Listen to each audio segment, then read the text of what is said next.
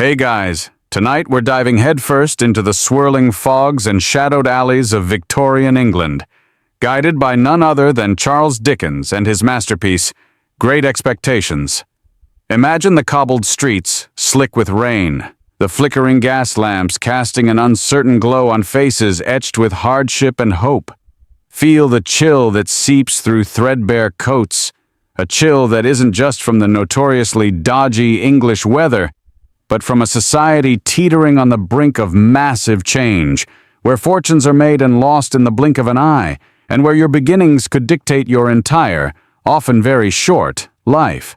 Frankly, if you were truly thrust back into Pip's world as a child of his station, your chances of outsmarting disease, poverty, and general societal indifference to make it to your next birthday, let alone Great Expectations. You probably won't survive this, statistically speaking. So, before you get comfortable, take a moment to like the video and subscribe, but only if you genuinely enjoy what I do here. It's always fascinating to see where everyone's tuning in from, so drop your location and the local time in the comments below. Who knows, maybe we've got someone listening from the Kent Marshes themselves, though hopefully under less stressful circumstances than our protagonist. Now, dim the lights, maybe turn on a fan for that soft background hum, and let's ease into tonight's journey together. You are Philip Pirrip, though the world, and even your own infant tongue, has decided to call you Pip. It's a short, sharp sound, like a bird's chirp or a pebble dropped into a deep well, simple, unadorned, and fitting for a small boy raised by hand by his much older and decidedly more formidable sister. It's late afternoon on Christmas Eve, and a raw, damp wind whips across the bleak marshes that stretch out towards the dark line of the river. The air is thick with a gray mist that clings to everything, making the world feel small, enclosed, and rather menacing. You're alone in the village churchyard, a tiny figure bundled against the cold, paying your respects to the row of lozenge-shaped tombstones that mark your only connection to your parents and 5 little brothers. You've never seen their faces, of course, so you derive your only impression of them from the lettering on their graves. Your father, you imagine, must have been a stout, square, dark man with curly black hair, if his tombstone epitaph is anything to go by. The silence here is usually profound, broken only by the sigh of the wind through the nettles or the distant bleating of sheep. But tonight, as the light begins to fail and the mist thickens, turning familiar shapes into ghostly outlines, the solitude feels less comforting and more watchful. You shiver, and it's not just from the cold seeping into your thin boots. The place is eerie, with the wind moaning like something in pain. It's a good day to be anywhere but here, yet duty, or perhaps just a child's unformed sense of ritual, has brought you. Victorians, you've heard it said, had a particular flair for mourning. Some even wore jewelry made from the hair of their departed loved ones. A thought that makes your skin crawl just a little. Perhaps it's better just to imagine your parents from their stone markers than to have a locket full of their, well, you try not to think about it. Suddenly a terrible voice croaks from behind a tall tombstone, startling you so badly you nearly jump out of your skin. "Hold your noise!" it commands, rough and grating, like stones grinding together. Before you can even cry out, a man erupts from the mist and the graves, a fearful apparition. He's dressed in coarse gray, stained and torn, with a great iron clasped to his leg. His clothes are soaked, his face is gaunt and scratched, and his eyes glare at you with a desperate intensity. He's been soaked in water and smothered in mud and lamed by stones and cut by flints and stung by nettles and torn by briars, a truly terrible sight for a young boy. That leg iron looks less like a restraint and more like the world's worst ankle bracelet, a real fashion faux pas, even for an escaped convict. "Keep still, you little devil, or I'll cut your throat," he growls, and you have no doubt he means it. His hand, rough and calloused, clamps onto your shoulder, shaking you until your teeth chatter. He turns you upside down, empties your pockets, finding only a pathetic crust of bread. Disappointed, he sets you back on a tombstone, your heart hammering like a trapped bird against your ribs. You sit there, trembling, staring at the terrifying figure who seems to have materialized from the very earth of the graveyard. "You know what a file is?" he demands. You gulp and nod, visions of your brother-in-law Joe's blacksmith forge flashing through your mind. "And you know what whittles is?" he asks, a word that even then strikes you as a singularly unappetizing term for food. Again you nod, your voice lost somewhere in your throat. He explains in no uncertain terms that you are to bring him a file and whittles, meat, bread, drink, anything you can find, early tomorrow morning, to the old battery yonder. If you fail, or if you dare to tell anyone, he assures you his secret associate, a young man far more terrible than himself, will find you and tear your heart and liver out. It's a persuasive argument, especially when delivered by a desperate man with wild eyes.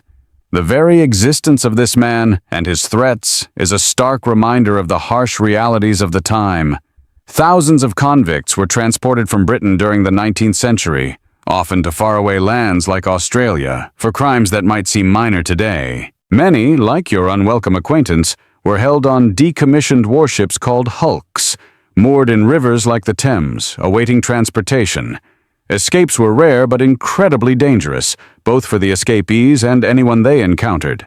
Historians still argue whether the portrayal of such characters in popular literature, like this very man before you, accurately reflected the public's deep-seated fear, or perhaps a grudging, almost hidden sympathy towards individuals caught in the brutal machinery of the penal system. The convict, satisfied for now with your terrified acquiescence, releases you with a final, chilling warning. You don't need a second invitation. You turn and flee, stumbling through the graveyard, the mist swallowing you almost instantly. The last you see of him is a silhouette, cold and solitary against the darkening sky, as he limps away towards the marshes, dragging that dreadful iron. You run without looking back. The image of his face, and the imagined horrors of his young confederate, burning in your mind, making you wonder if Christmas will ever feel the same again. The pie you were meant to be enjoying feels a million miles away, replaced by a cold dread and the heavy weight of a terrible secret. You reach home, the blacksmith's forge and adjoining cottage, breathless and still shaking, the encounter in the churchyard replaying itself in your mind like a recurring nightmare.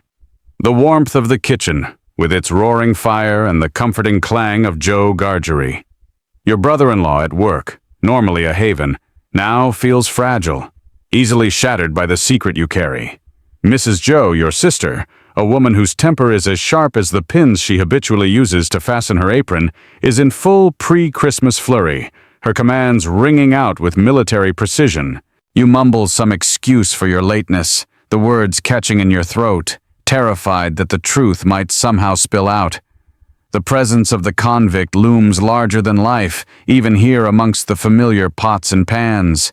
His desperate eyes, the cold iron, the gruesome threats, they've stained the festive cheer with a layer of grim anxiety. Dinner is a blur of snatched mouthfuls and strained attempts at normality, every creak of the floorboard sounding like the approach of the terrible young man who wants your liver. The next morning, Christmas Day, dawns cold and gray. Guilt and fear gnaw at you as you sneak out before anyone else is awake, pilfering a pork pie from the pantry. Mrs. Joe's prized creation, mind you, not just any old leftovers. Some bread, cheese, and a bottle of brandy from a stone jug Joe keeps for special occasions, though he rarely touches it himself. You even manage to smuggle Joe's best file from the forge, its rough surface cool and heavy in your small hand. The risk of Mrs. Joe discovering the theft is immense. Her tickler, a waxed-ended piece of cane, is a well-known instrument of correction, and her wrath is something you'd rather face a dozen convicts to avoid. One can only imagine the sheer panic of stealing the centerpiece of a Victorian Christmas meal. It's like trying to casually lift the crown jewels, only with more immediate and shouty consequences. The marshes are even more desolate in the weak morning light, the mist coiling like a shroud over the landscape. You find your convict, shivering and ravenous, huddled near the old battery, a decaying fortification from some long-forgotten war. He attacks the food like a starved wolf, barely pausing for breath, the file clutched in his other hand. He doesn't ask any questions about where you got it, doesn't seem to care. As he eats, he talks, more to himself than to you, about another convict out on the marshes, someone he clearly despises and fears. You, remembering his previous threats, assume this must be the terrible young man he warned you about. The convict's hunger is so primal, so raw, it's almost animalistic. It's a far cry from the carefully constructed social rituals of dining you'll later encounter. This is survival, pure and simple. The stolen file is more than just a tool for escape. It's a symbol of the rudimentary technology available. Blacksmiths like Joe were vital cogs in every community, their skills essential for everything from shoeing horses to making and repairing tools, locks, and even weapons. The quality of iron and steel production was improving in the 19th century, but a good file, sharp and durable, was still a prized possession, painstakingly crafted. That your convict knows precisely what he needs, and you know where to get it, speaks volumes about the practical knowledge ingrained in people from a young age. Later that day, the terrifying charade continues when a party of soldiers arrives at the forge, needing Joe to mend a pair of handcuffs. Your heart plummets, convinced they're here for you, for the theft. But no, they are hunting escaped convicts, 2 of them, apparently, who had been seen heading towards the marshes. Mrs. Joe, ever the opportunist for drama and authority, eagerly provides information, while you shrink into the background, expecting your convict's young man to leap out at any moment. Joe, you, and Mr. Wopsley, the church clerk with a penchant for theatrical pronouncements, join the soldiers in their search, a development that fills you with a peculiar mix of dread and a strange, unbidden excitement. Out on the marshes, amidst the flickering torches and the shouts of the soldiers, you hear the distinct sound of 2 men struggling violently in the distance. They find them eventually, your convict and another locked in a bitter, muddy fight in a ditch. Your convict, far from being apprehended, seems to have been in the process of capturing the other man, accusing him of trying to murder him. The other convict is indeed a frightening sight, his face contorted with rage, but there's no sign of the supposed youth or superior evilness your man had described. It's confusing.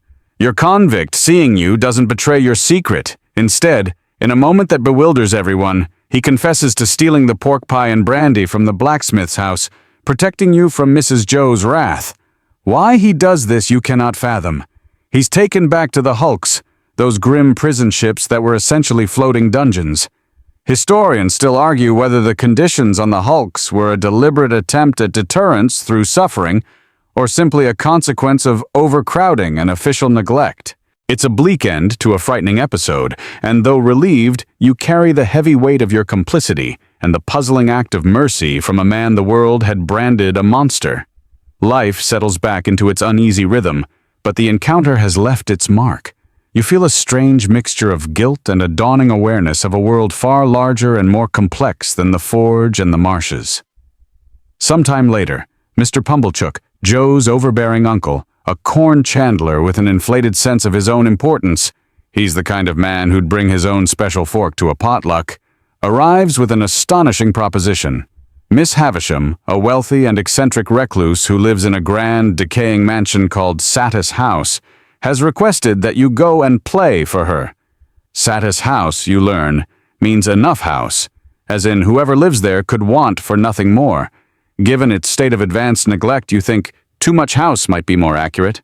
You are scrubbed raw by Mrs. Joe, squeezed into your Sunday best, which is stiff and uncomfortable, and delivered by Mr. Pumblechook to the gates of this mysterious, high-walled residence. The house is vast, dark, and silent, the windows boarded up or grimy with age. The brewery that once brought the family its fortune stands idle and crumbling. You are admitted by a young lady, strikingly beautiful but with an air of cold disdain. This is Estella. She leads you through dark, cobweb-draped corridors, her candle barely illuminating the faded grandeur, to a room where time itself seems to have stopped. There, in a dressing room shrouded in gloom, sits Miss Havisham, an eerie figure out of a half-forgotten ghost story. She is dressed in rich silks and satins, once white but now yellowed and faded with age, a bridal gown, complete with a veil and one shoe on, the other resting on the dressing table. The room is a mausoleum of arrested time. A wedding cake, now a crumbling, cobweb-infested ruin, sits on a table. Clocks are stopped at 20 minutes to 9. Miss Havisham herself is like a waxwork, her skin like parchment, her dark eyes sunken but burning with a strange intensity. She is a living relic, a woman who has deliberately shut out the world and let decay bloom around her as a monument to a past sorrow. You later learn she was jilted on her wedding day decades ago and has lived in this suspended moment ever since, fostering a deep-seated bitterness towards all men. Miss Havisham explains that she wants you to play. You, a common laboring boy, have no idea what playing for a spectral lady in a rotting wedding dress entails. Estella, her ward, watches you with open contempt. "He is a common laboring boy," she declares, her voice cool and precise, every word a tiny, sharp icicle. Miss Havisham commands you to play cards, and so begins a humiliating game of beggar my neighbor. Estella mocks your coarse hands and your thick boots, your lack of polish, your very existence. Every word, every glance is designed to make you feel small, crude, and utterly out of place. You've never felt so acutely aware of your social standing, or lack thereof. The very idea of a child being brought to a house specifically to play might seem odd to us, but for wealthy Victorians, children were sometimes seen as novelties, almost like pets, to be brought out for amusement. This, however, feels less like amusement and more like a carefully orchestrated campaign of psychological torment. Miss Havisham seems to revel in your discomfort, watching you with those unsettlingly bright eyes. She asks you what you think of Estella. "I think she is very proud," you manage to stammer out, "and very pretty, and very insulting." You leave Satis House feeling bruised, ashamed, and with a new, burning ambition. To become uncommon, you are suddenly painfully aware of the gulf between your world and Estella's, and you ache to cross it, not just for her, but for yourself. That single, strange visit ignites a deep dissatisfaction with your lot in life. It's the kind of place that makes you want to douse yourself in hand sanitizer the moment you leave. The accumulated dust alone must be a health hazard. Historians still argue whether Dickens's portrayal of Miss Havisham was inspired by a specific real-life eccentric or was a more composite representation of societal anxieties about spinsterhood and female independence in an era that fiercely prized marriage. Your visits to Satis House become a regular, dreaded ritual. Sometimes you push Miss Havisham in a wheelchair around her desolate dining room, the rats scurrying in the wainscoting. Sometimes you walk with her in the overgrown, neglected garden, where weeds choke the remnants of former glories. Sometimes Estella is present, continuing her subtle torture. Sometimes you are alone with the strange, mournful presence of Miss Havisham. You meet other relatives of Miss Havisham, Camilla, Sarah Pocket, cousin Raymond sycophants who hover around her, hoping to inherit her wealth, their false flattery as thick and cloying as the dust in the air. Their blatant avarice is almost comical, a stark contrast to Miss Havisham's more refined, almost artistic decay. Meanwhile, life at the Forge continues, mundane and physically demanding. Joe remains your kind, simple-hearted confidant, though you begin to feel ashamed of him and your humble surroundings, especially after the refinement, or what passes for it, of Satis House. You yearn to learn, to become a gentleman, a desire actively discouraged by Mrs. Joe, who sees it as putting on airs. The little education you receive from Biddy, the kind and intelligent granddaughter of Mr. Wopsley's great-aunt, becomes your lifeline. Biddy is everything Estella is not, gentle, unassuming, and genuinely caring. You begin to see the stark contrast between surface beauty and inner worth, though your heart foolishly still yearns for the former. One evening, as you, Joe, and Mr. Wopsley are relaxing at the Three Jolly Bargemen, the local pub, you encounter a mysterious stranger. He's a man with a sly look and a head all on one side, who seems to know a surprising amount about you. He stirs his drink with a file. Not just any file, but the file, the very one you gave to your convict on the marshes years ago. He makes cryptic remarks, leaving you uneasy and convinced he must be connected to that long-ago incident. It's a disquieting reminder that the past, no matter how deeply buried you think it is, has a habit of resurfacing. Such encounters in public houses were common. Pubs were the social hubs of working-class Victorian life, places for news, gossip, and sometimes unsettling assignations. The slow rhythm of your life, punctuated by the strange visits to Satis House, is brutally shattered one evening.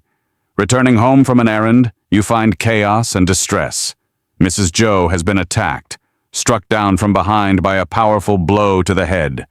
She lies insensible, her fierce spirit momentarily quelled by an unknown assailant. The weapon? A convict's leg iron filed smooth, found discarded beside her.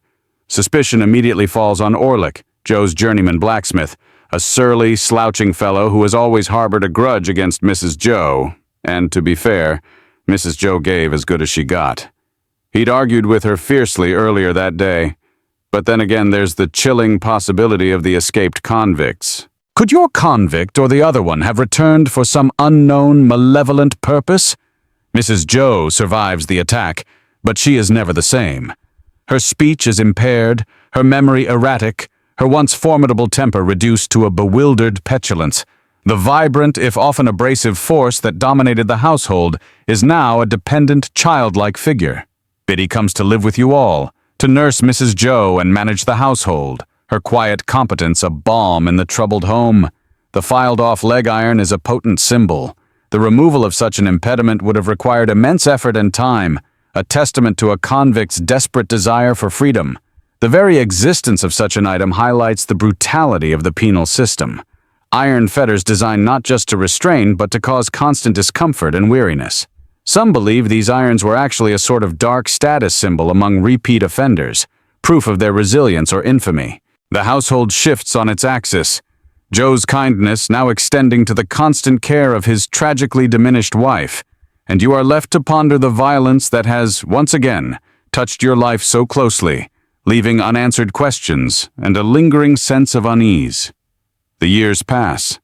You are now officially apprenticed to Joe, a path you once accepted without question but now view with a dull resentment, your dreams still haunted by the grandeur, however decayed, of Satis House and the disdainful beauty of Estella.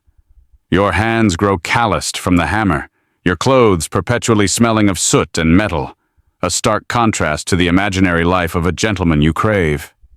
Joe, bless his simple heart, remains steadfastly kind and proud of your smithing skills, oblivious to the turmoil within you. Biddy, a constant, quiet presence, tries to steer you towards contentment, gently reminding you of Joe's goodness and the dignity of honest labor, but her wisdom often falls on ears deafened by ambition. You confess to Biddy your desire to be a gentleman, admitting it's partly to make Estella less contemptuous. Biddy, with her usual astuteness, asks if you want to win Estella over to annoy her or to please her. It's a question you can't quite answer. One evening, about 4 years into your apprenticeship, as you sit by the fire in the Three Jolly Bargemen, a familiar setting for pivotal moments in your young life, a stranger enters. He is not from around these parts. His sharp clothes, confident air, and meticulous manner of speaking mark him as a man of the city, of law, of consequence. This is Mr. Jaggers, a renowned London lawyer, whose name is spoken with a mixture of awe and trepidation even in your remote village. He is looking for Joe Gargery and for you, Philip Pirrip. He addresses the room at large, demanding to know who you are, his penetrating gaze seeming to see right through you.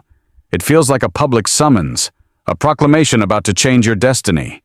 Pubs in those days served almost as community notice boards. If you wanted to find someone or disseminate information, the local tavern was a prime spot. This public pronouncement, therefore, adds to the drama and immediate local impact of Jaggers' arrival. Mr. Jaggers, once you are identified, wastes no time on pleasantries. He informs you, in precise legalistic terms, that you are the recipient of great expectations. You are to come into a handsome property, a significant fortune, bequeathed by an anonymous benefactor. You are to be removed from your present sphere of life and raised as a gentleman. There are conditions. You must always bear the name of Pip, and the name of your benefactor is to remain a secret until such time as that person chooses to reveal it. You are to be educated, provided with a tutor, and given a generous allowance. Mr. Jaggers is your guardian until you come of age. He even offers Joe a sum of money as compensation for the loss of your apprenticeship, an offer Joe, in his bewildered but proud way, initially refuses. It's a bit like winning the lottery today, only instead of a giant check and a champagne spray, You get a stern lawyer and a set of mysterious rules. The news, so sudden, so monumental, leaves you speechless. Your mind reels. A fortune, a gentleman, it's everything you've ever dreamed of. Yet it feels unreal, like a scene from one of Mr. Wopsley's more dramatic readings. Immediately, your thoughts fly to Miss Havisham. Surely she must be your benefactress. Who else could it be? It all makes sense. Her strange interest in you, her desire for you to play, her connection to the world of wealth and status. This belief, so readily formed, will shape your actions and perceptions for years to come, a comforting illusion you cling to. The 19th century saw a significant rise in the social mobility for some, often fueled by the Industrial Revolution and expanding global trade, but the idea of an anonymous benefactor suddenly elevating a working-class boy was more the stuff of novels, like the one you're in, than everyday reality. Historians still argue whether these rags-to-riches narratives, popularized by authors like Dickens, reflected genuine, albeit rare, possibilities, or simply served as escapist fantasies for a rigidly class-conscious society. The reaction at home is a mixture of shock, joy, from Mrs. Joe, whose condition has left her communicative abilities limited but who clearly understands the financial implications, and a quiet, dignified sadness from Joe. He is happy for your good fortune, truly, but he also senses with a painful prescience that this means he will lose you. His simple pronouncement, "Pip, dear old chap, life is made of ever so many partings welded together," carries a profound weight. Biddy, too, shares your joy but with a hint of wistful reservation, perhaps seeing the changes this fortune will inevitably bring to your character.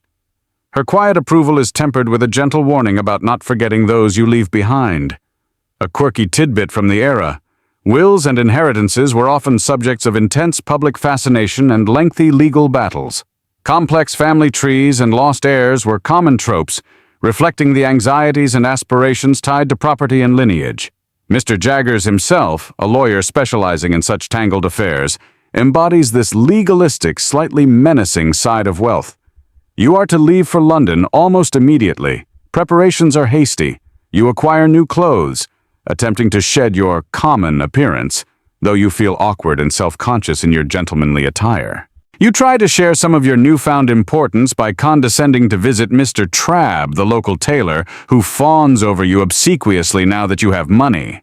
Trabb's boy, however, mimics your newly adopted grand airs in the street, a small, sharp prick to your inflated ego. Saying goodbye is harder than you expect. Mr. Pumblechook, ever the opportunist, now claims to have been your earliest patron, the architect of your good fortune, a claim you privately scoff at but publicly endure. He insists on shaking your hand repeatedly, as if trying to absorb some of your luck through osmosis, or maybe just ensuring his own name gets linked to yours. The farewell to Biddy is poignant. She gives you good advice, as always, urging you to think well of Joe and to remember your roots.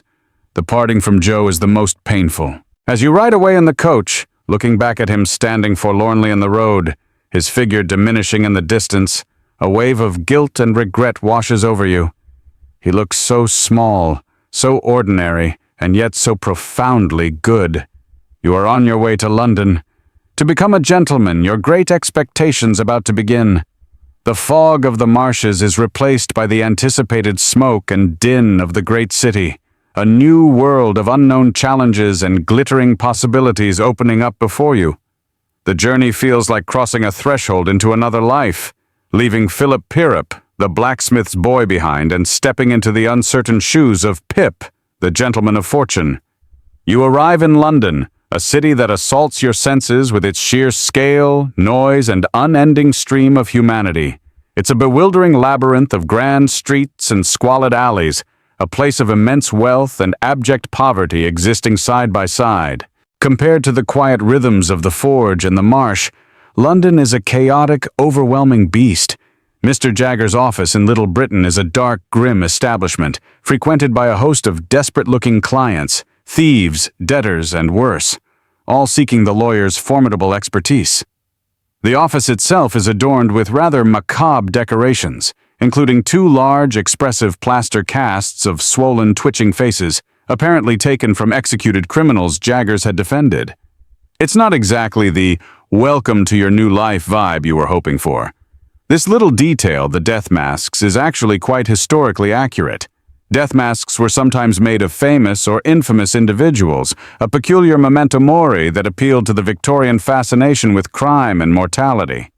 Mr. Jaggers himself is as intimidating in his own domain as he was in The Three Jolly Bargemen. He is a man of immense power and influence in the underbelly of London law, known for his success in getting clients acquitted, often through methods that skirt the very edge of propriety. He speaks little, washes his hands obsessively, as if to cleanse himself of his client's grim realities, and has an unnerving habit of biting his forefinger.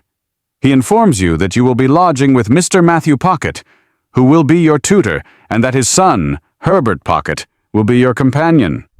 Jaggers gives you a generous sum for initial expenses, managing the transaction with a cool detachment that makes the money feel less like a gift and more like a business arrangement.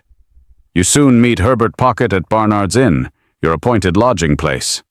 Barnard's Inn itself is a rather dilapidated set of chambers, far from the grand accommodation you might have imagined for a gentleman of fortune, proving that not all of London glitters. Herbert is a cheerful, amiable young man, a stark contrast to the grim Jaggers, and then a shock of recognition. You realize Herbert is the pale young gentleman you fought and soundly thrashed in Miss Havisham's garden years ago, a memory that now fills you with a mixture of embarrassment and amusement. Herbert, thankfully, bears no grudge and greets you with open friendliness. He's penniless but endlessly optimistic, with grand, vague plans of becoming an insurer of ships or some other capitalist venture, though he lacks any actual capital. His gentility is natural and unforced. Unlike your own self-conscious attempts, he is in many ways your first real friend, and he immediately nicknames you Handel because of a piece of music by Handel called The Harmonious Blacksmith. It's a slightly whimsical yet fitting connection to your past, and you rather like it. Herbert, bless his heart, takes it upon himself to instruct you in the finer points of gentlemanly conduct, from table manners to social etiquette. You learn which fork to use, how to address servants, which you don't yet have, but it's good to know, and the general art of appearing to belong in polite society. It's a crash course in affectation and a world away from eating stew with Joe in the kitchen. Historians still argue whether the elaborate codes of Victorian etiquette were genuine attempts to refine society or merely mechanisms for class distinction and exclusion, a way for the haves to easily identify and keep out the have-nots. Through Herbert, you also learn more about Miss Havisham. Herbert is a relation. His father, Matthew Pocket, is Miss Havisham's cousin, one of the few relatives who warned her against the very man who would later jilt her. Compeyson, a smooth-talking villain who conspired with her envious half-brother Arthur to swindle her out of a fortune and break her heart. This betrayal is the root of her all-consuming bitterness and her decision to stop time at the moment of her abandonment. Estella, Herbert explains, was adopted by Miss Havisham as a very young child and has been deliberately raised to be an instrument of revenge against the male sex, her heart systematically frozen. This revelation casts Miss Havisham's actions and Estella's coldness in an even more chilling light. You also meet Matthew Pocket, your tutor, a kind, scholarly, but utterly impractical man, perpetually bewildered by his chaotic household. He lives at Hammersmith, by the river, with his socially ambitious but hopelessly scatterbrained wife, Belinda Pocket, a brood of unruly children, and two perpetually flustered maids, Flopson and Millers. Mrs. Pocket is obsessed with her supposed noble ancestry. She believes her grandfather nearly became a baronet, and spends her days reading books on aristocracy while her children run wild. It's a household of genteel poverty and charming dysfunction. One quirky domestic detail of the era was the sheer number of servants even modestly well-off families might employ: nannies, maids, cooks, though often, as in the Pockets' case, quality and efficiency were not guaranteed. Their lives are a study in well-meaning ineptitude, a far cry from the orderly discipline you might have expected from a tutor's home. Mr. Pocket, unlike his wife, is a genuinely good man, and his attempts to educate you are sincere, even if his mind often seems to be elsewhere, grappling with abstruse academic problems or the latest domestic crisis. You settle into your new life, attending lessons with Mr. Pocket, sharing chambers with Herbert, and slowly, awkwardly learning the ways of a gentleman. You also become acquainted with two other of Mr. Pocket's pupils. Bentley Drummle, a sullen, brutish young man of minor aristocratic stock, nicknamed the Spider by Jaggers for his unpleasant nature, and Startop, a more amiable but somewhat delicate fellow. Drummle is everything you despise, arrogant, cruel, and stupid, yet he possesses the inherited status you crave. The interactions with these young men further highlight the complex and often contradictory nature of being a gentleman. Is it about birth, wealth, or character? You are beginning to see it might be an uncomfortable mix of all three, and not always in a good way. Your early days in London are a whirlwind of new experiences, new acquaintances, and the slow, sometimes painful process of shedding your old self, all under the distant, watchful eye of your unknown benefactor, and the immediate guiding hand of the affable Herbert. Life in London, fueled by your generous allowance from Mr. Jaggers, quickly begins to shape your habits and, regrettably, your character. While Herbert Pocket remains a steadying, good-natured influence, diligently, if not always successfully, applying himself to work in a counting house to learn the shipping insurance business from the ground up, you find yourself drawn to a more leisurely and expensive lifestyle. You and Herbert eventually move from the somewhat down-at-heel Barnard's Inn to more fashionable rooms in the Temple, a historic legal district by the Thames. Though grander, these chambers prove to be a significant drain on your finances. You hire a boy, an undersized and perpetually hungry lad you amusingly call the Avenger, due to his theatrical despair when denied food or when his duties are light, to run errands and generally add to the appearance of your gentlemanly status. It's a classic case of keeping up with the Joneses, or perhaps the Drummles in your case, where appearances often trump substance. Your association with Bentley Drummle, despite your dislike for him and other young men of similar standing, leads you to join a rather exclusive and boisterous social club called the Finches of the Grove. This is essentially a group of well-off, idle young gentlemen who dedicate themselves to dining, drinking, quarreling, and generally behaving in a manner they consider dashing and sophisticated, but which often veers into obnoxious and wasteful. Dinners at the Finches are extravagant affairs, involving copious amounts of wine, pointless arguments, often about who should pay the bill, which is ironic given their supposed wealth, and a general air of performative nonchalance towards expense. You try to fit in, to affect the same careless disregard for money, but the habit sits uneasily with your upbringing, where every penny was accounted for. It's a bit like a modern-day trust fund kid's first foray into running up credit card debt, only with more cravats and probably worse hangovers. The pursuit of this gentlemanly lifestyle, which seems to mostly involve spending money you haven't earned and cultivating an air of fashionable boredom, leads you and Herbert into a spiral of debt. Bills accumulate for tailored clothes, fine wines, dinners, theater tickets, and all the other trappings you believe are necessary for your station. You both keep a meticulous, if depressing, account of your liabilities, but this awareness does little to curb your spending. The ease with which credit was extended to young men of expectations in 19th century London was notorious. Tradesmen were often willing to let debts mount, hoping for a large payout when their well-connected clients came into their inheritance or married well. This system, however, frequently led to financial ruin for the less scrupulous or more unfortunate. It's a far cry from Joe's simple philosophy of earning your keep. You even persuade Mr. Jaggers' dry but ultimately efficient clerk Wemmick to help arrange a nice little annuity for Herbert by secretly using some of your own allowance to set him up with a shipping merchant, Mr. Clarriker. It's a genuinely kind gesture, perhaps one of your few truly unselfish acts during this period, born of your affection for Herbert and a desire to see him succeed. Wemmick, a fascinating character, leads a curious double life. In Jaggers' office, he is all hard-nosed professionalism and cynical pragmatism, his motto being "get hold of portable property."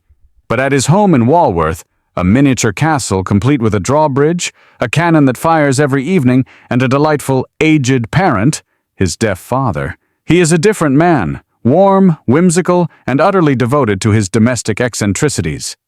Visiting Wemmick at Walworth is like stepping into another, more charming world.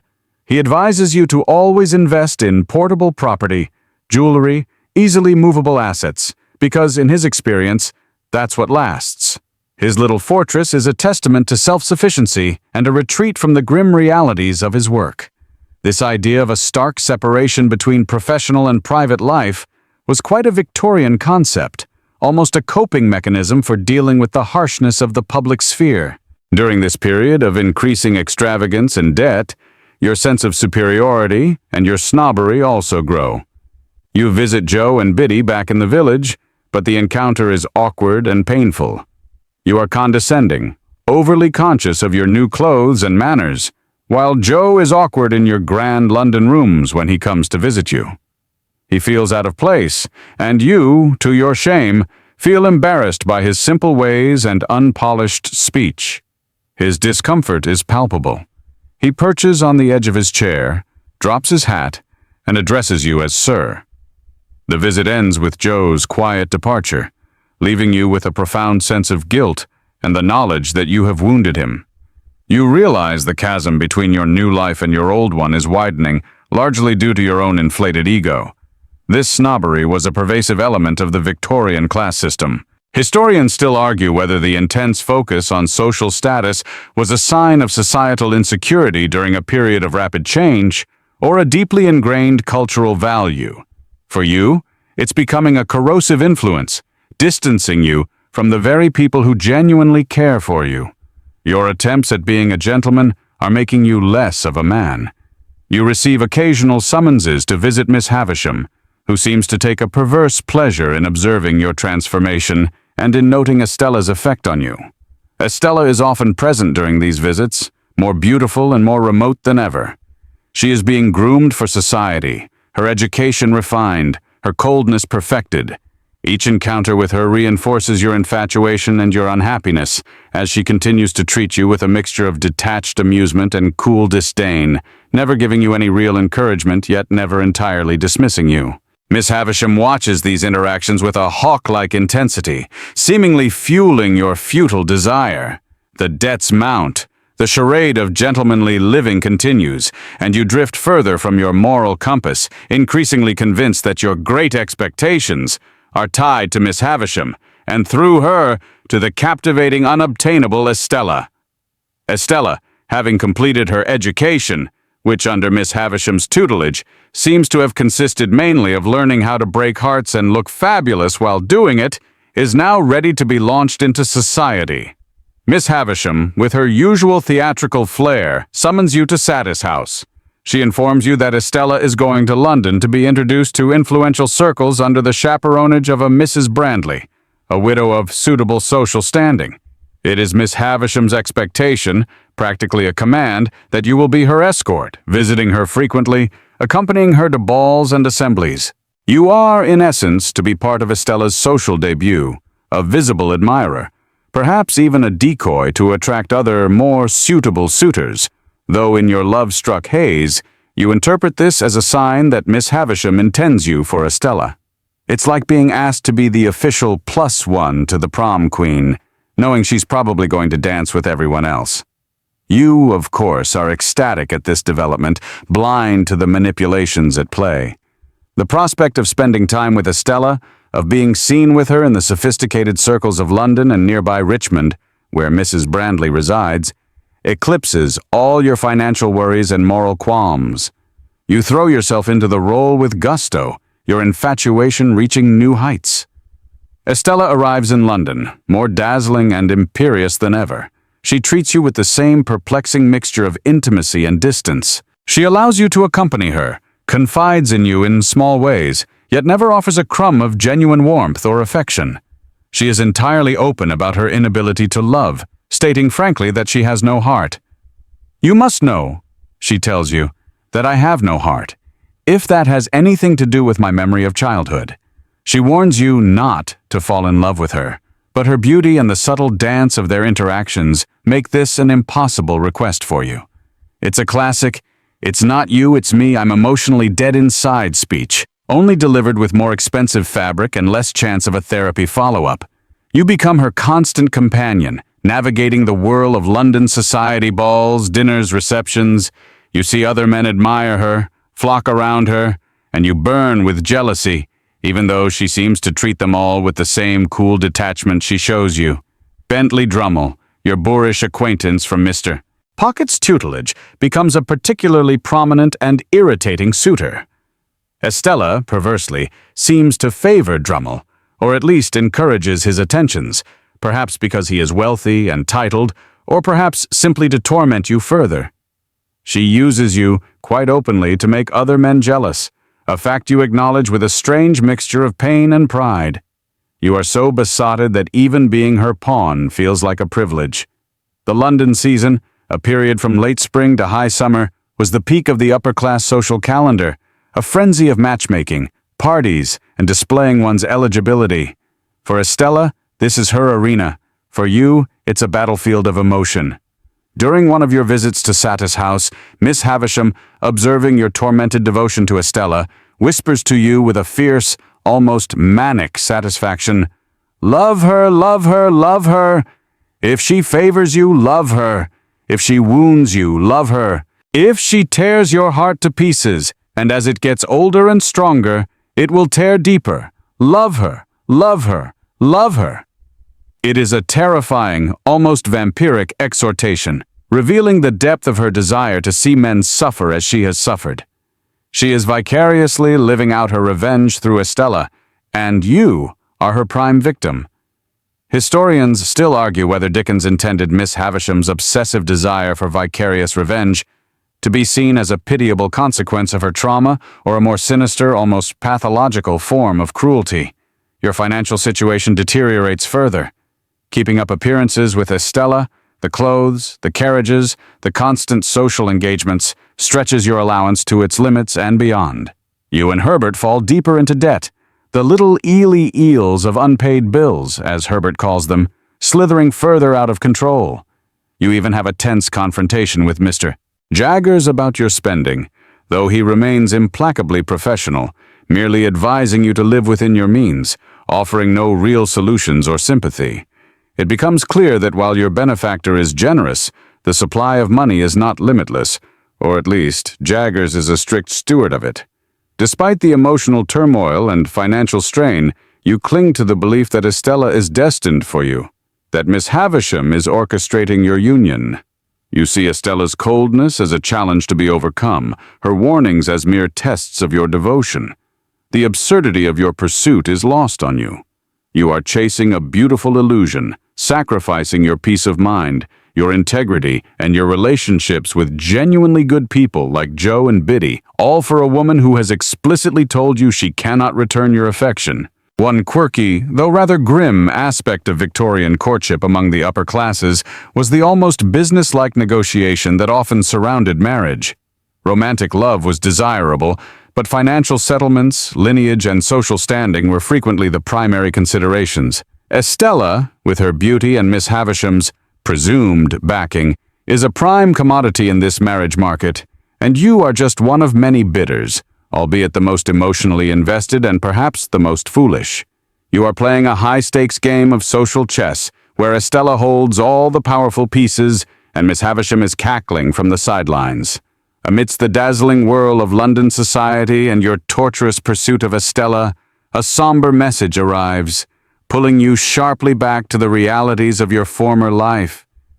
You receive a letter, penned in Biddy's neat hand, informing you that your sister, Mrs. Joe, has died. The news is not entirely unexpected. Her health had been fragile ever since the attack, her existence a shadow of her former fiery self. Yet, the finality of it, the severance of that early, albeit often harsh connection, strikes you with a surprising force. You also learn that her last words were, mysteriously, Joe, pardon, and Pip. These fragments hint at some final lucid moment, perhaps a flicker of repentance or understanding that had been locked away by her injuries. A sense of duty mingled with a reluctant grief and perhaps a touch of shame for your long neglect compels you to return to the village for the funeral. The journey back to the Kent marshes is a somber echo of your departure years before. But this time, instead of hopeful anticipation, you carry a heavier heart. The familiar landscape, the scent of the forge, the sight of Joe's honest, grieving face. It all brings a rush of emotions, mostly guilt. You attend the funeral, A simple, solemn affair, surrounded by the familiar faces of your childhood. Joe, Biddy, Mr. Pumblechook, who manages to make even mourning an occasion for self-importance, and Mr. Hubble and his wife. You try to play the part of the bereaved brother, but your London clothes and acquired manners create an awkward distance. You feel like an outsider, a visitor to a life you have deliberately outgrown. The funeral customs of the Victorians were elaborate and deeply symbolic. Mourning attire was strictly prescribed, often for extended periods, especially for widows. Black was ubiquitous. Black dresses, black bonnets, black-edged stationery, even black jewelry made from jet or vulcanite. While your sister's funeral is simpler, reflecting her station, the underlying sentiment of profound respect for the dead and the rituals of remembrance would have been strong. Even the choice of flowers or the type of wood for the coffin could carry specific meanings. It's a far cry from the often more secular and less ostentatious mourning practices common today. After the funeral, you have a quiet, earnest conversation with Biddy. She recounts the details of Mrs. Joe's final days, her quiet suffering, and those poignant last words. Biddy, ever practical and insightful, has plans for her own future. She intends to become a schoolmistress, a respectable and much-needed profession, particularly for women seeking some measure of independence. She speaks of Joe's deep sorrow and his enduring goodness. She also gently but pointedly questions you about your own life, your intentions regarding Joe, and whether you plan to visit more often now. Are you quite sure then that you will come to see him often? She asks, her gaze steady and searching. You promise you will, but even as you say the words, a part of you knows it's a hollow pledge, easily broken by the demands and allure of your London life. Biddy's gentle probing about your frequent visits to Joe, even before your sister's death, cuts deeper than any overt criticism. You feel the sting of your own neglect, the realization that in your pursuit of becoming a gentleman, you have behaved in a distinctly ungentlemanly way towards the people who loved you most when you had nothing. You are confronted with the stark contrast between Joe's unwavering loyalty and your own fashionable indifference. Historians still argue whether the perceived decline in communal bonds and familial duty during the Victorian era was a genuine societal shift due to industrialization and urbanization, or if these anxieties were more a reflection of a changing ideal, with novelists like Dickens highlighting the perceived erosion of older values. Before you leave, you make a clumsy attempt to discuss Joe's future with Biddy, suggesting he might need companionship, perhaps even implying she could be that for him. Biddy's reaction is telling. She is kind but firm, deflecting your well-meaning but presumptuous interference. She has her own plans and will not be easily maneuvered, even by you, the grand gentleman with expectations. The entire visit is a stark reminder of what you have lost, or rather, what you have willingly discarded in your climb. The simple virtues of the forge, honesty, hard work, steadfast affection, seem miles away from the artifice and emotional games of your London existence. As you prepare to depart, you assure Joe and Biddy that you will not be such a stranger anymore. You promise to write, to visit, but as your carriage pulls away from the village, back towards the magnetic pull of London and Estella, the resolutions already begin to feel flimsy. The quiet grief of the forge is quickly overshadowed by the pressing concerns of your debts, your social standing, and your hopeless love. The death of your sister marks the end of another chapter of your life, but it does little to alter your immediate trajectory. You are still firmly caught in the orbit of your great expectations, however illusory they might be, and the demands of that life leave little room for the quiet claims of your past. The brief immersion in genuine emotion and loss is soon replaced by the familiar anxieties and aspirations of your sophisticated, yet increasingly hollow, London world. Your brief return to the village highlights the emotional cost of your ambitions. The simple, unconditional love offered by Joe and Biddy now stands in stark, painful relief against the cold, calculated world you have chosen. Soon after your return to London from your sister's funeral, another significant milestone approaches: your 21st birthday. This is not just any birthday, it's the day you officially come of age. You anticipate that this event will bring clarity regarding your mysterious benefactor, and perhaps even solidify your financial independence, giving you full control of your fortune. You naturally assume, with ever-increasing certainty, that Miss Havisham will finally reveal herself as your patron and, in doing so, perhaps signal her approval of your eventual union with Estella. Your entire future, as you've constructed it in your mind, hinges on this revelation. You spend the weeks leading up to it in a state of heightened expectation, imagining the grand pronouncements and life-altering disclosures that await. It's a bit like waiting for exam results, only instead of a grade, you're expecting a life partner and a sack of cash. Mr. Jaggers summons you to his office on your birthday. You go with a hopeful heart, perhaps expecting a warm, paternalistic chat and the metaphorical handing over of keys to your kingdom. Instead, Jaggers, in his usual dry, business-like manner, informs you of your new financial arrangements. You are now to receive a handsome annual income of £500, a very substantial sum in those days, enough to live quite comfortably as a gentleman, though perhaps not extravagantly enough to cover all the debts you and Herbert have been so diligently accumulating.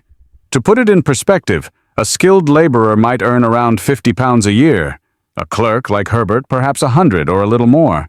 So, £500 is serious money, the kind that could support a comfortable household, servants, and a good position in society. It's the kind of income that should make you feel secure, established. However, Jaggers offers no clues about the identity of your benefactor. He states flatly that he is not at liberty to disclose that information. When you, emboldened by your majority and your firm conviction, venture to say that you believe you know the identity of your patron and tactfully suggest it is Miss Havisham, Jaggers neither confirms nor denies it. He simply listens, his expression unreadable, and reiterates that his instructions are to remain silent on the matter. His reticence is frustrating, but in your mind, it almost serves as a tacit confirmation. Who else could it be? The secrecy seems like a typical Havisham eccentricity. You leave Jaggers' office with your new generous allowance secured, but with the central mystery of your life still officially unsolved, though you feel you've cracked the case anyway. With your improved financial standing, or at least the promise of it once you figure out how to manage money, you feel it's time to address Herbert's prospects more permanently. You secretly consult with Wemmick, who, with his practical acumen and connections, helps you find a reputable young merchant, Mr. Clarriker. Using a significant portion of your own newfound funds, anonymously of course, you arrange to buy Herbert a partnership in Clarriker's shipping business. It's a substantial investment and a genuinely altruistic act. You derive immense satisfaction from seeing Herbert's surprised delight and his earnest gratitude when Wemmick discreetly brokers the deal, presenting it as an opportunity found through his own channels rather than your direct intervention. Herbert, ever optimistic and diligent, throws himself into this new venture with enthusiasm. This act, perhaps more than any other, shows a spark of your better nature, a desire to use your fortune for good, at least when it comes to your closest friend. Philanthropy, even on a small scale, was becoming increasingly fashionable in the Victorian era, with wealthy individuals often patronizing arts, sciences, or charitable causes, sometimes out of genuine concern, sometimes for social prestige. Your secret investment in Herbert is a more personal, less public form of this impulse. Despite this act of generosity and your ostensibly secure financial future, you continue to live beyond your means. The £500 a year, while substantial, doesn't magically erase the debts already incurred, nor does it entirely satisfy your, and Estella's, expensive tastes. The lifestyle of a young gentleman about town, especially one trying to keep pace with someone like Estella, requires a constant outflow of cash for dinners, entertainment, fashion, and travel. You are still ensnared by the expectations you believe society and Miss Havisham has for you. Your interactions with Estella continue their painful, predictable pattern. She is now a much sought-after belle, pursued by many, including the odious Bentley Drummle. You continue to orbit her, suffering pangs of jealousy when she bestows her attention on others, yet always drawn back by the faintest hint of her interest. Miss Havisham, during your increasingly infrequent visits to Satis House, as Estella spends more time in society, seems to delight in observing your devotion and Estella's skillful manipulation of your affections. She takes a grim satisfaction in what she perceives as her successful molding of Estella into an instrument of heartbreak. Historians still argue whether Dickens's critique of the marriage market and the societal pressures on women was a proto-feminist stance, or simply a romantic lament for the perceived loss of genuine affection in an increasingly materialistic world. For you, it's less an academic debate and more a source of constant personal anguish. You are 23 years old now, established in your gentlemanly routine, your future seemingly mapped out, albeit with a lingering, frustrating ambiguity about its ultimate architect. You are reasonably well educated, have influential connections, or so you believe, through Miss Havisham, and possess a comfortable income. By all external measures, your great expectations are being fulfilled. Yet you are not happy. You are financially irresponsible, emotionally fixated on an unattainable woman, and increasingly estranged from your humble but honest roots. The grand dreams you harbored when you first heard of your fortune have solidified into a somewhat aimless, anxiety-ridden existence. You are living the life you thought you wanted, but it tastes like ashes in your mouth, the anticipated sweetness of success soured by a deep, unacknowledged unease and the persistent shadow of your false beliefs. The weight of unspoken secrets, yours about your benefactor's assumed identity, and Jagger's about the truth hangs heavy in the air. You are now 23, living with Herbert in your chambers at the Temple. Several years have passed since you came into your majority, and life has settled into a routine. Herbert diligently works at Claricker's, slowly building his career, thanks to your secret investment, while you continue your rather aimless existence as a gentleman of leisure. Your income secure, but your spirit restless, and your debts a persistent, if managed, worry. Your infatuation with Estella remains a constant, painful throb, even as she continues her conquests in high society, seemingly favoring the oafish Bentley Drummle. You still cling steadfastly to the belief that Miss Havisham is your secret benefactor, and that her ultimate plan involves your union with Estella, despite all evidence to the contrary. The illusion is comforting, a self-spun narrative that gives meaning to your often hollow days. One stormy night, the wind howling around the eaves of the Temple, you are alone in your chambers. Herbert is away on business for Claricker's in Marseille. You are reading by the fire, the familiar sounds of London muted by the tempest outside. It's late, nearly 11. Suddenly, you hear a footstep on the creaking staircase outside your door, slow and heavy. This is unusual. Visitors are rare at this hour, especially in such weather. Your chambers are high up, a difficult climb. You listen intently, a prickle of unease stirring within you. The footsteps pause outside your door. Then a knock. You open the door to a rough-looking, weather-beaten man, older than you, perhaps around 60, powerfully built, with long gray hair and keenly observant eyes. He is dressed in coarse, seaman-like attire.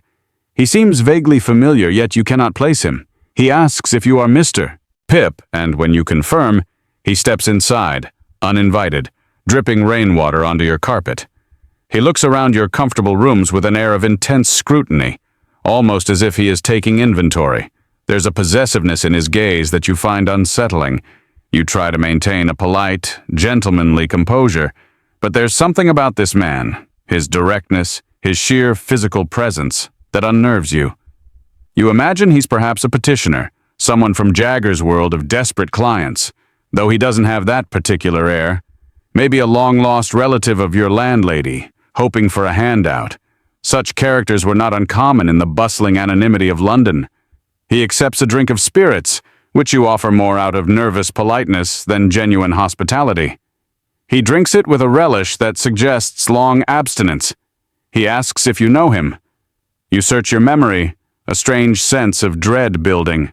The man's voice, his mannerisms, something about the turn of his head, it all triggers a faint, deeply buried echo. Then, with a jolt that runs through you like an electric shock, you recognize him. The lines on his face are deeper, the hair grayer, but the eyes, the set of his jaw.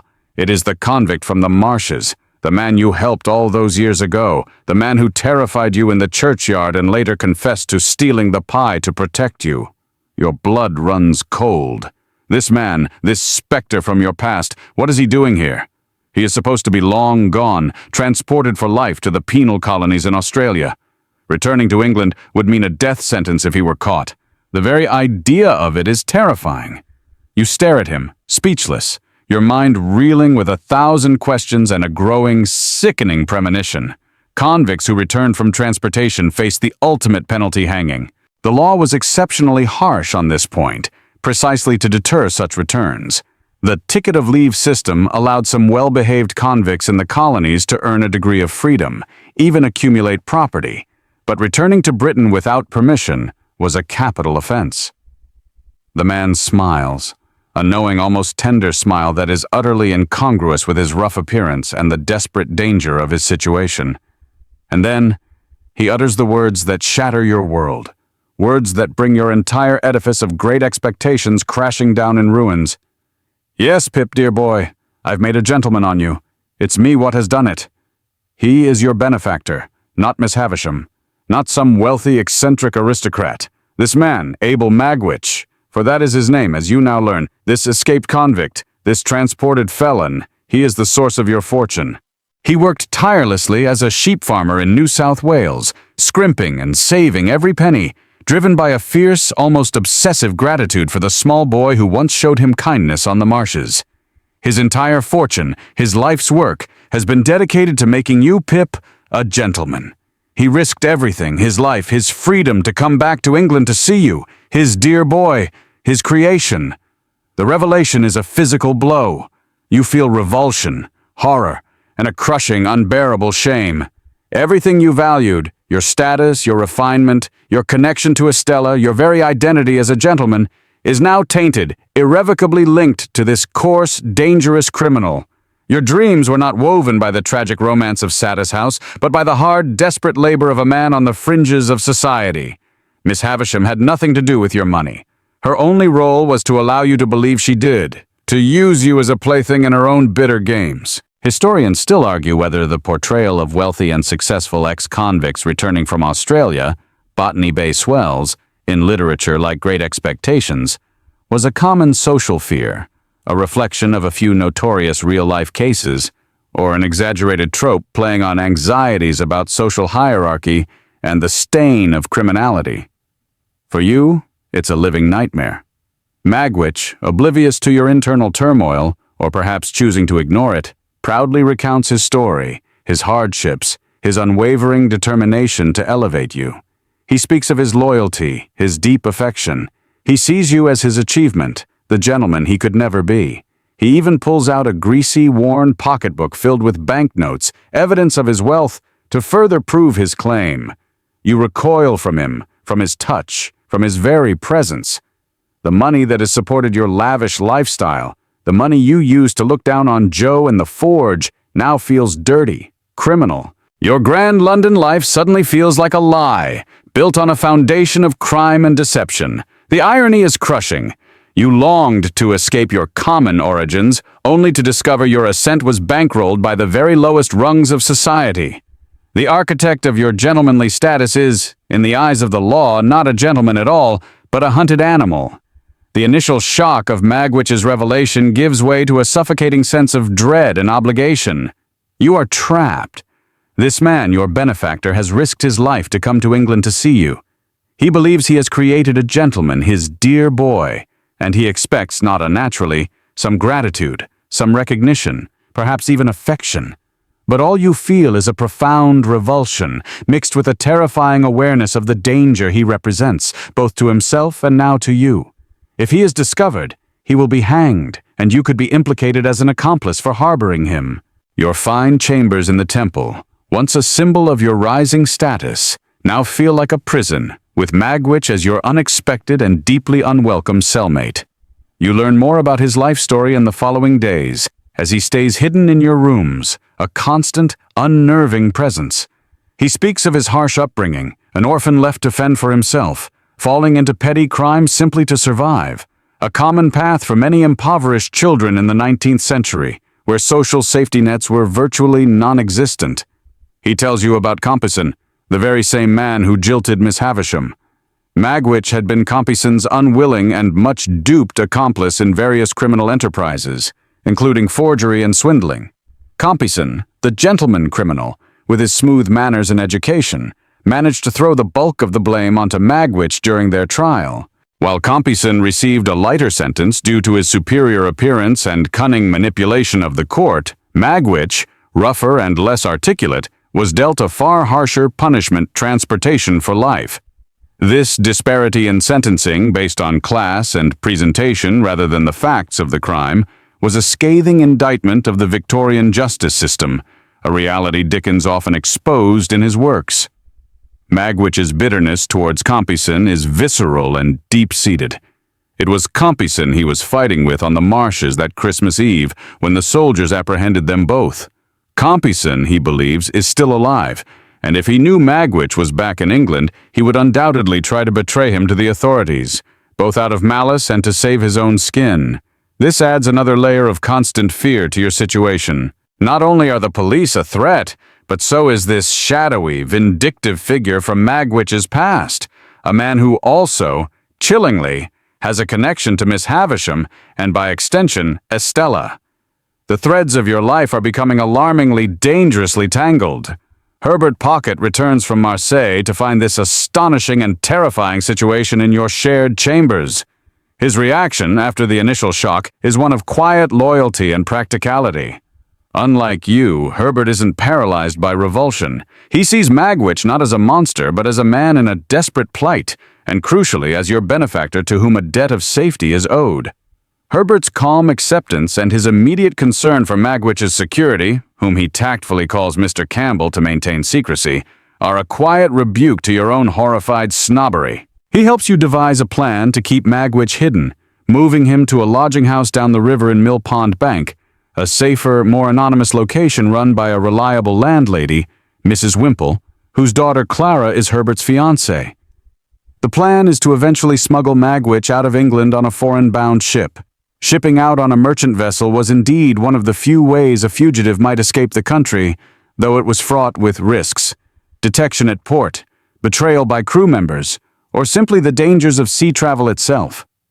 During this time of hiding Magwitch, you are forced to interact with him, to listen to his stories, to witness his rough tenderness and his fierce pride in you. Slowly, almost imperceptibly, your revulsion begins to be tempered by a reluctant pity, and even a grudging respect.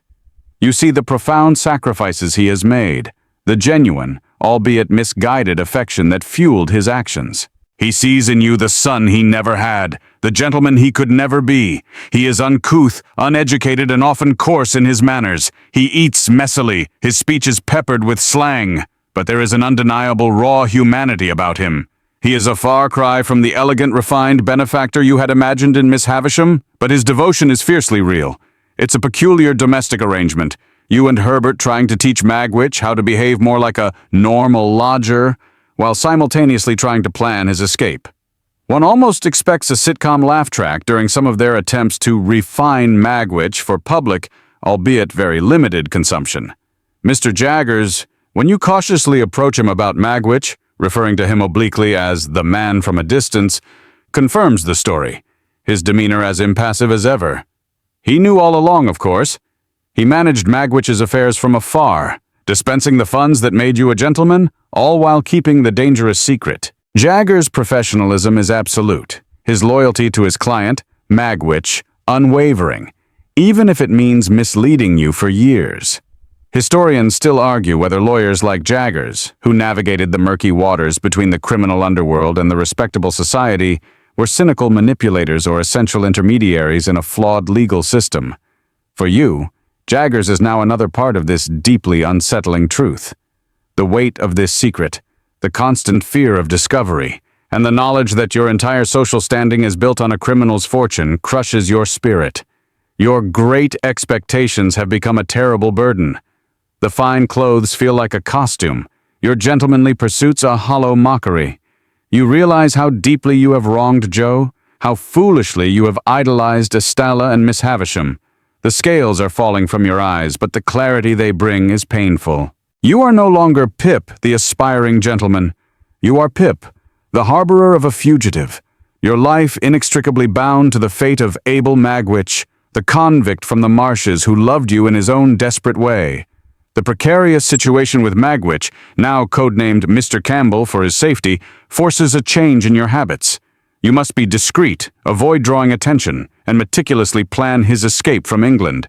The carefree days of idle, gentlemanly pursuits are over, replaced by a gnawing anxiety and the constant fear of discovery. Herbert Pocket, loyal and resourceful as ever, is your staunch ally in this perilous undertaking. You both agree that Magwitch must be got abroad to the continent, away from English law and the ever-present threat of Compeyson. Rowing becomes a regular part of your routine. You purchase a boat and begin to practice on the Thames, establishing a habit of being on the river, so that when the time comes for the actual escape, it will seem like a normal excursion. The Thames, a vital artery of commerce and transport, was also a complex network of hiding places and escape routes, its fogs and myriad vessels offering a degree of anonymity if one knew how to use them. Wemmick, Jagger's clerk with the fascinating double life, proves to be an invaluable if cautious source of information. You visit him at his castle in Walworth, seeking his worldly-wise advice. Wemmick, in his private capacity, outside the office he's a different man, is more forthcoming. He confirms through his network of informants in the London underworld that Compeyson is indeed in London, and worse still, that you are being watched. Someone, likely an associate of Compeyson's, has been seen observing your chambers and Magwitch's lodging house down by the river. This news intensifies your urgency. The quirky detail of Wemmick's domestic life, his nightly firing of the cannon, his devoted care for the aged P, his deaf father, his drawbridge, serves as a stark contrast to the grim realities of his professional life and the dangers now enveloping you. It's a little haven of order and innocent pleasure in a world of deceit and peril. The plan is to row Magwitch down the Thames from Mill Pond Bank to a point near the estuary where they can intercept a packet steamer bound for Hamburg or Rotterdam. This requires careful timing, knowledge of the tides, and nerves of steel. Herbert, whose work with Clarriker's shipping business gives him some knowledge of ships' schedules, helps with the logistics. The days leading up to the planned escape are fraught with tension. Magwitch himself is surprisingly calm, placing his trust entirely in you and Herbert. He is an old hand at eluding the law, but he knows this is his last, most desperate gamble. During this period of intense anxiety, you receive a mysterious, unsigned note telling you to come to the old sluice house on the marshes near your childhood home for information regarding your Uncle Provis, Magwitch's assumed name when he first revealed himself to you. The note hints at danger to Magwitch if you don't comply. Despite a strong sense of foreboding and against Herbert's advice, your conscience and fear for Magwitch compel you to go. It feels like a trap, and it is. The area around the sluice house, a relic of old flood defenses, was desolate and remote, often used for clandestine meetings or less savory activities. The Victorian obsession with industrial progress often left behind these pockets of decaying infrastructure, perfect settings for melodrama and danger. At the sluice house, you are ambushed by none other than Orlick, Joe's former journeyman, your old antagonist. Orlick, a malevolent, brooding figure, has harbored a simmering resentment against you for years, for costing him his job with Joe, though indirectly, for Biddy's perceived preference for you, and generally for your rise in fortunes while he has floundered. He reveals in a torrent of hateful accusations that it was he who attacked your sister, Mrs. Joe, years ago, using the convict's leg iron he found on the marshes. He had also been the shadowy figure lurking around, connected to Compeyson, watching you. He intends to kill you and burn your body in the nearby lime kiln, a truly gruesome end. The revelation about Mrs. Joe's attacker after all this time is a sickening shock, another ghost from your past returning with violent intent. Lime kilns were common in areas with chalk or limestone quarries. The quicklime they produced was used in construction and agriculture, but the kilns themselves were dangerous, intensely hot places. Just as Orlick is about to dispatch you, Herbert, Startop, your old fellow pupil, and Trabb's boy, the tailor's son, surprisingly resourceful, burst in and rescue you. Herbert, concerned by your secretive journey and the ominous note, had followed you with reinforcements. Orlick manages to escape in the confusion. You are shaken but alive, the encounter a brutal reminder of the dangers swirling around you, dangers far removed from the polite drawing rooms of London. You return to London, bruised and battered, with even less time to spare before the planned escape. Historians still argue whether Dickens's use of such melodramatic near-death experiences and last-minute rescues strained credulity, or if they accurately reflected the unpredictability and latent violence present in many aspects of Victorian life, especially on its fringes. For you, the melodrama is all too real. The knowledge that Orlick is still at large and likely in league with Compeyson adds another layer of imminent threat to your already perilous undertaking with Magwitch. The escape cannot happen soon enough. The near-fatal encounter with Orlick at the sluice house leaves you shaken, but there is no time to recover. The planned escape with Magwitch is imminent. Your arm is injured from Orlick's attack, making rowing difficult, so Herbert and Startop are even more crucial to the success of the river journey. Every shadow seems to hold a threat. Every unfamiliar face could be Compeyson or one of his spies. The air is thick with suspense. You collect Magwitch from his lodging at Mill Pond Bank, Mrs. Wimple and Clara, Herbert's quiet, devoted fiancée, wishing you a nervous farewell. Magwitch is disguised as best as possible, though his distinctive appearance makes true concealment difficult. He is subdued, aware of the immense risk, but his faith in you, his gentleman, remains unshaken. Before embarking on this perilous venture, however, there is one more piece of unresolved business, a thread pulling you back to the Gothic gloom of Satis House. You receive an urgent summons from Miss Havisham. She wishes to see you. With Magwitch safely stowed for a few hours before the river journey begins under cover of darkness, you make a hurried final visit to the decaying mansion. You find Miss Havisham profoundly changed. The icy facade of bitterness has begun to crack, revealing a raw, desperate remorse. She is consumed by guilt for what she has done to you, and more devastatingly, to Estella. She finally understands the cruelty of her actions, how she twisted Estella into an instrument of revenge, robbing her of a heart, just as her own was broken. "What have I done? What have I done?" she cries, her voice a hoarse whisper of anguish, rocking back and forth in her chair. She tells you that Estella is married, to Bentley Drummle.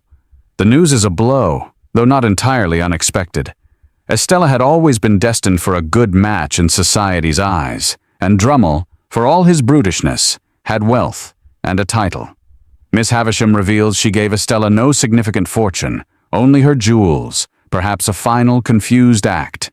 She now pleads with you for forgiveness, not for the money you thought she gave you, which she knows nothing about, but for her manipulation, for allowing you to believe she was your benefactor, for fostering your hopeless love for Estella as part of her vengeance. It's a startling, poignant transformation. This scene highlights a common theme in Victorian literature, the possibility of redemption, even for characters who have caused immense suffering.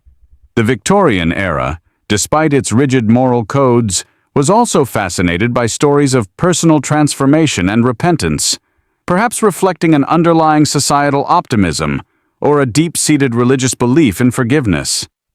Miss Havisham asks if there is anything she can do to help Herbert Pocket, remembering him as one of the few relatives who was honest with her. You tell her of Herbert's quiet struggles and his need for capital to secure his partnership fully. She readily agrees to provide the £900 necessary, instructing you to see Mr. Jaggers about it. It's a genuine act of restitution, a practical step towards atoning for her past. This sudden generosity, while welcome, is tinged with the tragic irony of her decades of self-imposed misery. Imagine spending your life cultivating an image of miserly bitterness, only to start giving away money when the emotional damage is already done. As you are about to leave, tragedy strikes. Miss Havisham is standing near the fireplace, her fragile, faded wedding dress a tinderbox. A stray spark, or perhaps her own distraught movement, ignites the ancient fabric. She erupts in flames. You react instantly, throwing your coat, then the heavy tablecloth from the rotting wedding feast over her, desperately trying to smother the fire. You succeed in putting out the flames, but not before she is horrifically burned. You, too, suffer severe burns to your hands and arm in the struggle. The scene is one of horror and chaos. The decaying splendor of Satis House, the reek of smoke and burnt fabric, Miss Havisham's agonized cries. Medical assistance in such emergencies in the 19th century was often rudimentary. Burn treatments were painful and not always effective, with infection being a major risk. Serious burns were frequently fatal or led to lifelong disfigurement and disability. She lingers for a short time, tended by doctors, her mind drifting in and out of consciousness. In her lucid moments, she continues to express her remorse, repeatedly murmuring, "Take the pencil and write under my name. I forgive her." She is referring to Estella, and perhaps to herself. Her plea for forgiveness is obsessive, heartbreaking. She also asks after you, showing a flicker of her old, commanding self mixed with a new, desperate vulnerability. Satis House, the monument to her arrested grief, becomes the scene of her final, fiery agony. Her death is both a release and a tragic end to a life deliberately wasted. Historians still argue whether Miss Havisham's self-immolation was purely accidental, or if there was an unconscious or even conscious element of self-destruction, a final dramatic culmination of her lifelong performance of sorrow. You return to London, your burns crudely dressed, the smell of smoke clinging to you, the horrific image of Miss Havisham in flames seared into your mind. The urgency of Magwitch's escape is now even more paramount, but you are physically and emotionally shattered. The tragic end of Miss Havisham, coupled with the ever-present danger to Magwitch, pushes you to the brink. The grand dreams of your youth are now just ashes and regret. The harrowing events at Satis House leave you physically scarred and emotionally drained, your hands and arm painfully burned. Herbert tends to your injuries as best he can, but there's no time for proper recovery. The meticulously planned escape for Magwitch must proceed. Every delay increases the risk of discovery by Compeyson or the authorities. You, Herbert, and Startop set out on your rowing boat. The Snail, as you'd lightheartedly, in better times, christened her, with Magwitch disguised and hidden amongst your gear. The journey down the Thames is tense and grueling. The river, usually a bustling highway, feels alien and menacing. Every passing boat a potential threat, every shadow a hiding place for unseen enemies. Your burns throb with every movement, but the adrenaline and the sheer desperation of the situation keep you going. You row through the night and into the next day, making slow but steady progress towards the wider waters of the estuary, where you hope to intercept the Hamburg steamer. Magwitch is quiet, stoic, occasionally looking at you with an expression of deep, rough affection that now finally touches you rather than repels you. The ordeal has stripped away your snobbery, your shame. You see him simply as a man fighting for his life, a man who, in his own way, has shown you profound loyalty. The common practice of using river police to patrol the Thames, especially around the docks and points of departure for foreign vessels, made such an escape attempt incredibly risky. They were always on the lookout for absconding debtors, fugitives, or smuggled goods. As you near the rendezvous point, your hopes begin to rise. The steamer is visible in the distance, but just as you are preparing to signal it, a dark, swift galley, a police boat, suddenly appears, cutting you off. On board is a customs officer and a grim, determined figure. Compeyson. He points you out, his face alight with malicious triumph. Trapped. Magwitch, realizing the game is up, lunges at Compeyson, who is leaning over the side of the police boat. Both men fall into the river, grappling fiercely in the churning water beneath the paddles of the nearby steamer. It's a chaotic, desperate struggle. The wash from the steamer's paddles is immense, a dangerous vortex. Victorian-era paddle steamers, while powerful, were not maneuverable, and their massive paddle wheels could be lethal to anyone falling overboard nearby. Magwitch resurfaces, battered and bleeding, but Compeyson does not. His body is found later, drowned, entangled in the weeds. Magwitch is pulled from the water, severely injured, his chest crushed, likely by the steamer's paddles or by the police boat during the struggle. He is arrested, his escape thwarted at the very last moment. Your efforts, your risks, all for nothing. He is taken into custody, his return to England and the death of Compeyson ensuring he will face the full, harsh force of the law. You are also detained, though Jaggers, arriving swiftly on the scene, having been alerted by Wemmick, who likely had his own ways of knowing when things were about to go down, manages to secure your release, arguing you were merely a witness, perhaps even a victim of circumstance. The full extent of your involvement in harboring Magwitch remains, for now, unspoken, though the authorities are surely suspicious. Magwitch is imprisoned, awaiting trial. His conviction is a certainty. As a returned transport with a new, albeit accidental, death on his hands, there can be no leniency. You visit him regularly in the prison infirmary. He is broken, dying, but strangely peaceful. His treasure, the source of your great expectations, has been confiscated by the crown upon his arrest, as was the law for felons. You are now penniless, your fortune gone as quickly as it arrived. Yet in these final days, your relationship with Magwitch undergoes its most profound transformation. The shame and revulsion you once felt are replaced by a deep, tender affection and a fierce loyalty.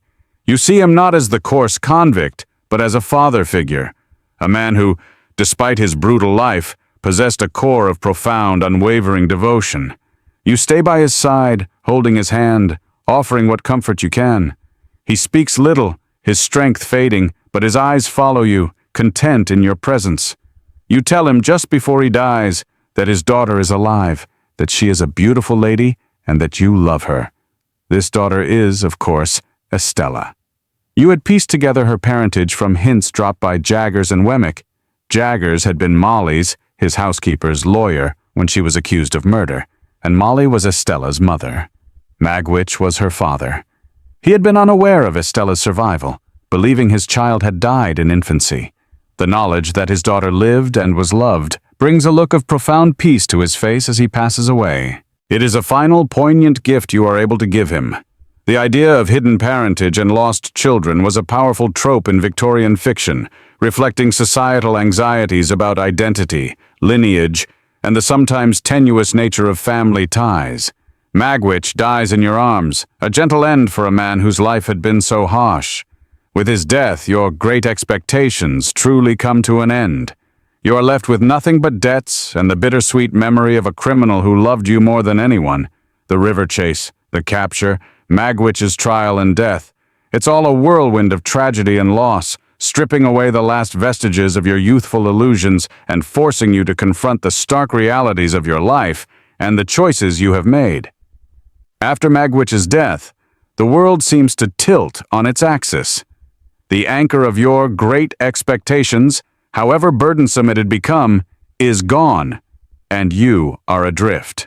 Penniless, your health broken by your burns and the emotional strain of the preceding months, you fall into a severe illness, a raging fever that leaves you delirious and near death for weeks.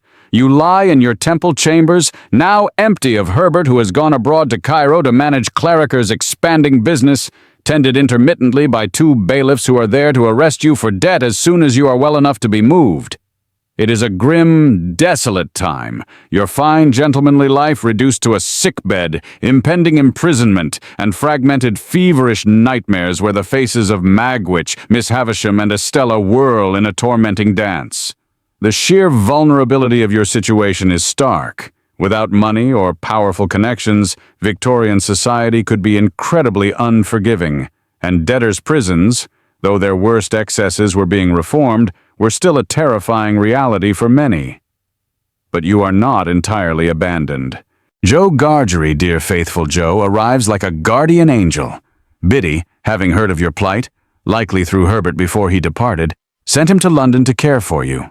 Joe nurses you with unwavering patience and tenderness, his large, gentle hands surprisingly adept at tending the sick. He pays off your most pressing debts with his own hard-earned savings, shielding you from immediate arrest. He sits by your bedside, his presence a comforting, solid reality in your delirious state. As you slowly recover, your strength gradually returning, you are overcome with shame and gratitude.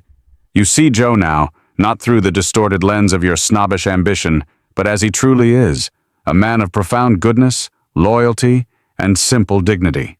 The contrast between his quiet virtue and your own foolish pretensions is almost unbearable. During your convalescence, Joe updates you on news from the village. Mr.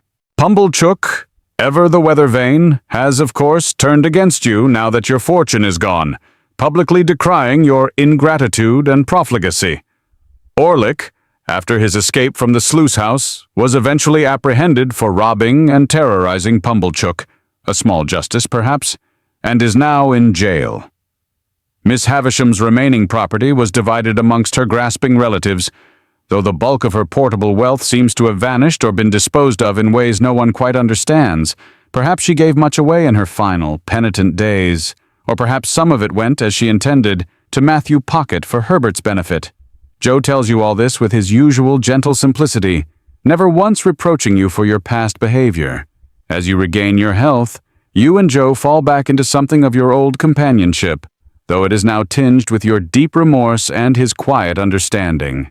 The day comes when Joe, seeing you are well enough, prepares to depart. He leaves early one morning while you are still asleep, settling all your outstanding debts with the landlady and leaving a simple, heartfelt note of farewell. You wake to find him gone, and the realization of his unwavering, uncomplaining sacrifice finally breaks through the last of your pride. You decide, then and there, to return to the forge, to ask Joe's forgiveness, and to propose to Biddy, whom you now recognize as the woman you should have valued all along, a woman of true worth and intelligence. This urge to return to simpler, more honest roots, after the collapse of grand ambitions, is a common literary motif, reflecting a yearning for authenticity and moral clarity. You journey back to the village, your heart full of hopeful repentance. But life, as it often does, has its own plans. You arrive at the forge to find it decked out in celebration. It is Joe and Biddy's wedding day. They are married. Your hope of marrying Biddy is instantly extinguished, but in its place comes a quiet acceptance and a genuine happiness for them both. They have found contentment and love together, a simple, honest partnership that you, in your blindness, had overlooked and nearly spoiled. Biddy, with her usual kindness, senses your unasked question and your changed heart, and wishes you well. There is no awkwardness, only a gentle closure. It's a bittersweet moment, the realization that your own redemption won't follow the neat narrative you'd constructed. You decide to follow Herbert to Cairo and work for Clarriker and Company. You sell your remaining possessions, bid a sincere farewell to Joe and Biddy, who later named their first son Pip, a touching tribute, and leave England to start a new life, working honestly and diligently, learning the value of earning your own way. You share lodgings with Herbert and Clara, whom he marries, and over many years you rise to become a partner in the firm. You repay Joe all the money he spent on you. You find a measure of peace and modest success, not through grand expectations, but through steady effort and the quiet satisfaction of useful work. Your journey has been long and arduous, your expectations shattered and reformed. 11 years later, you return to England for a visit. You go to the site of the old forge, now quiet, and then to the overgrown moonlit ruins of Satis House. And there in the twilight, amidst the crumbling walls and the ghosts of the past, you meet Estella again. She, too, has been changed by life. Her marriage to Drummle was unhappy and abusive. He is now dead, having mistreated a horse that then killed him, a fittingly brutal end. She is subdued, her fiery pride softened by suffering, a wistful melancholy in her eyes. She, like you, has learned hard lessons. The sharp edges of her beauty are still there, but now there's a sadness, a vulnerability that was never present before. Historians still argue vigorously about the novel's ending. Dickens originally wrote a more melancholic conclusion where you and Estella meet briefly and part as friends, acknowledging the impossibility of a future together. However, at the urging of his friend, the novelist Edward Bulwer-Lytton, he changed it to a more ambiguous, slightly more hopeful though still uncertain parting. This is the version most readers know today. You walk together in the old garden, and Estella speaks of her regret, of how she has often thought of you. The old bitterness between you is gone. As you leave the garden hand in hand, the mists are rising. I saw no shadow of another parting from her, you reflect. The ending is deliberately open, not a definitive happily ever after, but a suggestion of companionship, of two bruised souls finding solace in each other after a lifetime of pain and misunderstanding. Perhaps your greatest expectation, after all, was not for fortune or status, but for a connection, however imperfect, however long deferred. Word count, 1096.